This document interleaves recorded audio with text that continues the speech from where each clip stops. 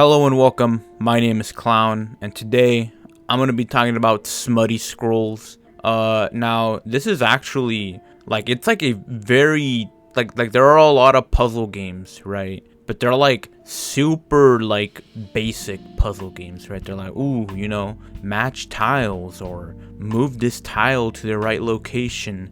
Generally, it has something to do with tiles. And then you get a little reward in the form of a drawing.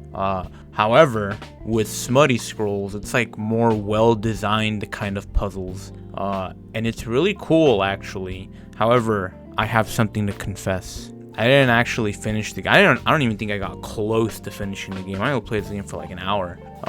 Which is at best, this is a big no-no. But, since I don't call these reviews, I'm exempt. Yeah. And also, I generally only have nice things to say about it.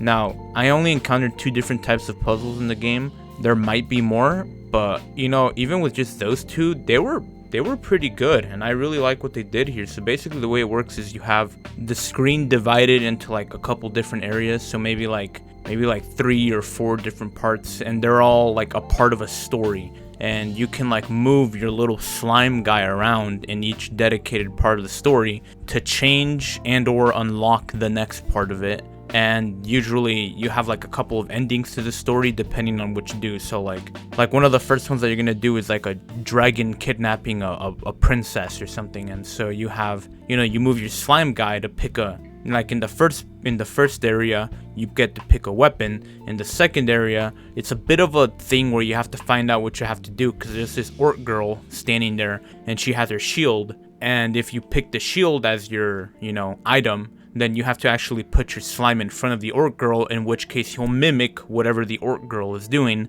And the orc girl, whatever she's doing, is determined by these little arrows that you have to, you gotta move them to the top of her little hut. And then that's it. And then you can, move the slime in the final panel to, confront the dragon. And then you get, a little unlock for the ending of it, which is usually, where the H content is. And I think this one had 3 different endings, 2 of which using the shield, and the last one using a stick and a fruit. I think it's a fruit. And now I was like, oh, that's pretty cool.